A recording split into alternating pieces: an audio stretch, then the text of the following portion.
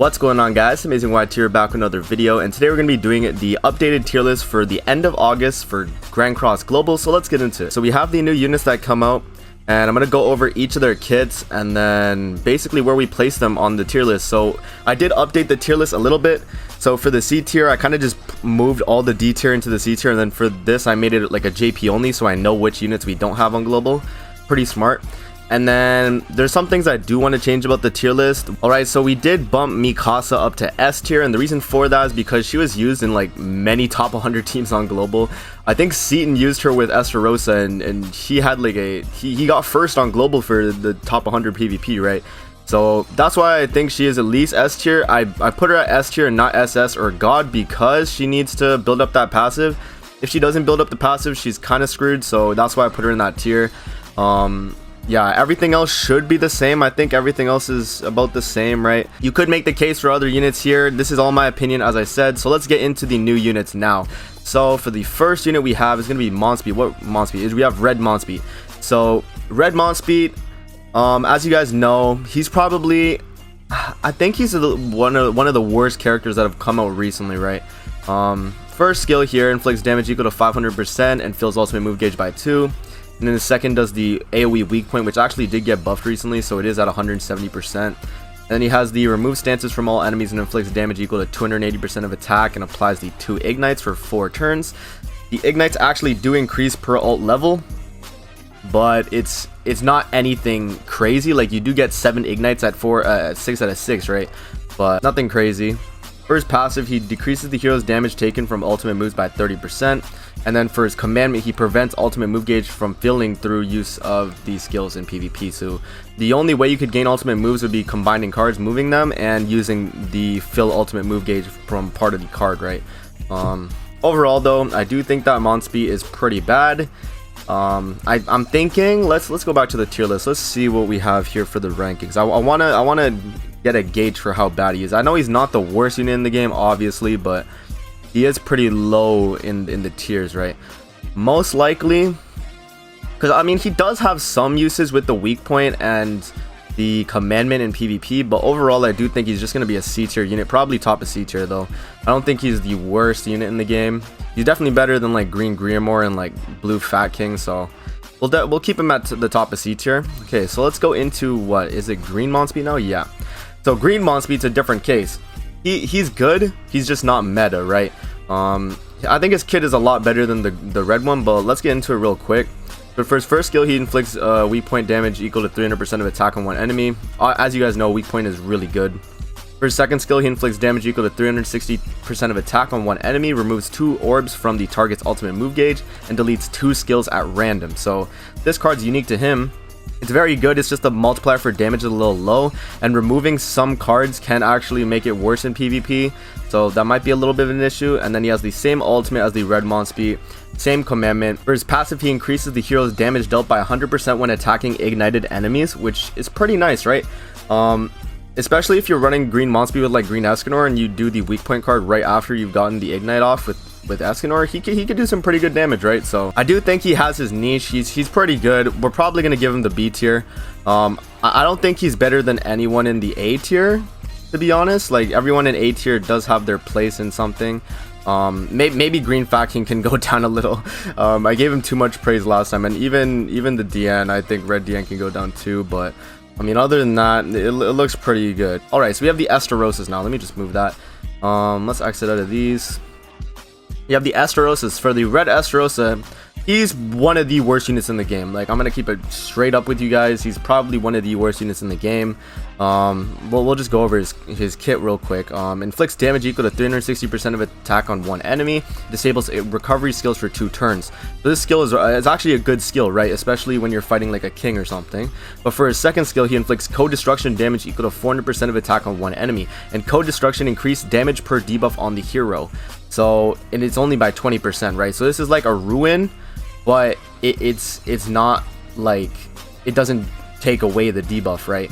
So that's what Code Destruction does. And then for his ultimate, he's going to assume a stance for 1 turn, which performs a preemptive strike before an ally is attacked, inflicting 300% of attack and disabling all attack skills, or disabling all skills that turn. You can scale up to 450% of attack, which is really nice. For his passive though, it increases attack by 10% for each debuff on the hero, and that's supposed to coincide with his commandment, where it decreases the attack related stats by 20% for 3 turns upon damaging an enemy with a skill. But overall though, decreasing your attack and increasing your attack it doesn't, like, you know, there's no synergy with that. I don't think it's very good on Red Asterosa, and it just isn't a very good like combo. If this was increases like, I don't know, like HP, maybe he could be like a tanky unit. I don't know, they could have given him something else, but I don't think the increasing 10% of attack for each debuff is as good when you're losing like 20% attack related stats. And attack related stats is like all your substats for attack, so pierce rate, crit damage, crit chance. Like it's just not good, right? So for Red Asterosa, we're gonna put him in the C tier. He's probably bottom C tier for like SSRs. I mean I think he is better than these guys, but like these 3 SSRs. But overall though, Red Asterosa is really bad character. Let's hop into the Green Asterosa. So the Green Asterosa is a different story, man. He is really good. Okay, so let's go over his kit. He inflicts charge damage equal to 500% of attack on 1 enemy. Charge ignores defense. For his second skill, he's going to assume a stance for 2 turns, which taunts enemies and inflicts damage equal to 600% of attack when attacking. Basically how this works is you're doing 600% counter damage, and you get, like, it's a taunt, so all attacks are directed to you, and it lasts for 2 turns at level 3. And then this coincides really well with his passive. Allies will have their debuffs removed when using stance skills and gain debuff immunity for 2 turns excluding ultimate moves. So this is super busted, guys. It's super busted. So you basically, what you do is you put up the taunt, you have debuff immunity, so you can't be petrified, and while you have that taunt up, you're doing 240%, 360%, or 600% damage to the opponent, right, as a counter. Super insane. Green Asterosa is a top tier character. He's really good. His commandment is the same. His ultimate is the same as the other one also, but this commandment has no effect when you put up a counter with Asterosa because of the debuff immunity. This coincides really well together because Asterosa is able to make the enemies lower their attack related stats with his commandment, right? So for Asterosa, he's way better than the red one, right? I'm thinking Asterosa is easily like S or SS tier, right? He's that good of a character. I don't think he's the top of the meta though, because he is a little bit dependent on your team comp with him. Like I usually see Asterosa's run with like Blue King, Gother, and then Green Merlin, just like an alt rush, general alt rush. But overall, I'm gonna say for now, Asterosa for now is probably gonna be I don't know, do I want to give him the SS? Because I did give Valenti SS, and Valenti is pretty nice, right? Yeah, I'll give him SS. I think, let me drop Red Hellbroom though to S, just because Red Hellbroom's been, you know, he's been falling off a lot. I mean, he's a good character still. Kingbrim's top tier team, but Red Hellbroom, man, he low CC, man. He needs more CC. They need to buff his CC. Okay, let's hop into Green Terrier. So I think it's this one right here. Yep. So Green Terrier is going to be the coin shop Terrier, and let's go over her kit real quick. So inflicts damage equal to 450% of attack on 1 enemy and depletes 3 ultimate move gauge orbs for her first skill. Then for her second skill, she's going to inflict damage equal to 300% of attack on all enemies and fills ultimate move gauge by 2. Pretty nice like combo she's got going there. For her passive, no enemies can fill ultimate move gauge by moving skills, so it applies when entering battle. So you can't gain ultimate move gauge by moving. You could only gain the ultimate move gauge when moving if it combines. So how that would work is if you combined a card, you would only get 1 gauge instead of the 2 from combining and moving it. So that's the only way you would gain ultimate move gauge. Other than that, you would use skills and you'd gain it. But yeah, and then we have her ultimate here, which inflicts amplified damage equal to 630% of attack on 1 enemy. Can scale to 945% at 6 out of 6. Overall, Green Terrier is a PvP unit. She can be used pretty well.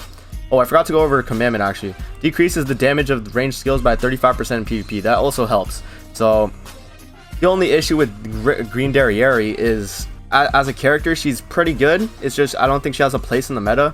Her skills are nice with the ultimate gauge depletion and gaining ultimate move gauge. It is a pretty synergistic kit. It's just her ultimate doesn't really, you know, you can't get any amplified buffs from her kit, right? You get all of that through the red Terrier, which is a little different. But for Green Terrier, I think I'm gonna give her probably B or A tier. I'm thinking probably B tier though, like with Green Mod Speed. They both have a niche. Like you can run them in PvP and they can be like pretty decent, right? They're not gonna be your top tier units, they're just gonna be like a decent character to use. For the Red Terrier though, let's go over the Red Terrier. So she is the better one of the two, in my opinion, because you can actually run her in PvP and in PvE. In PvE, she's gonna be top tier in PvE.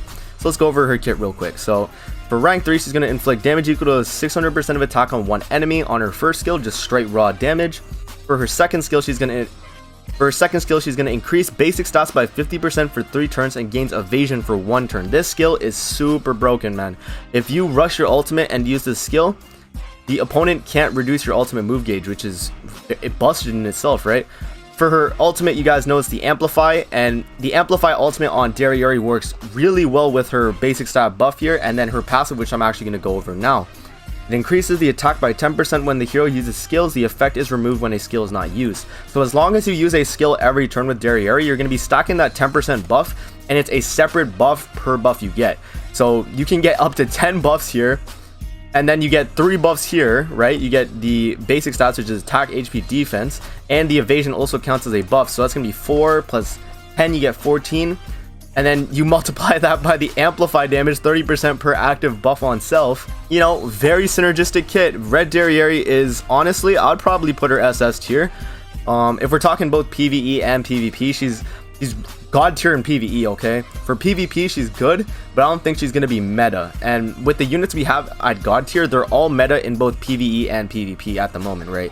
So that's gonna be my reasoning for putting Red Terrier here. She's probably top of SS tier though, because of her usage in PvE and how she's able to do basically any nuking in the game. She's gonna be your top damage dealer. So that's that. Next unit we have is going to be Blue Hellbroom. So I actually asked Spirit before doing this video about his opinion on Blue Hellbroom, and I actually have Blue Hellbroom pulled up here. We'll go over his kit and then I'll talk about what Spirit said at the end. So first skill, he inflicts damage equal to 375% of attack on one enemy and poisons for 3 turns. And then for his second skill, he's going to remove debuffs from all allies, increase basic stats by 20%, and grant debuff immunity for 2 turns. For his ultimate, he's going to inflict 400% of damage on one enemy and freeze for 1 turn. And the multiplier can scale up to 600% at 6 out of 6. And then for his passive, when the hero has 4 or more ultimate move gauge, allies are immune to stun, petrification, and freezes. So overall, what Spirit was saying about Blue Hellbroom is that he thinks he's, like, for the memes, he would be god tier, right? Only because 100 people on global have this unit, right? This is a unit you're not gonna have on your account, like, for the average player. So this is mainly from a top player being Spirit, and he's been grinding top 100 for a while, right? He's been doing it for about a month. I think he finished off at rank I think 11 overall, and he only got the 3 copies. But what he was saying about Blue Hellbroom is that he's a nice meme unit, I guess you could say. He's fun to use on your team, but he's not going to be any meta crazy unit. He's probably just going to be there for the memes or as a flex unit because you got in top 100. So for that, I'm probably just going to put him at top of C, or with around like the top with the SSRs in C.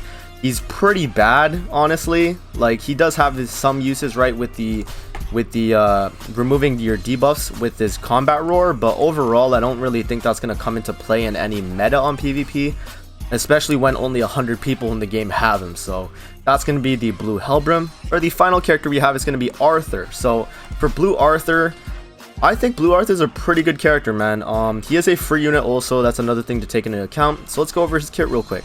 For his first skill, he's going to cancel stances on one enemy and inflict damage equal to 500% of attack, then stuns for 1 turn.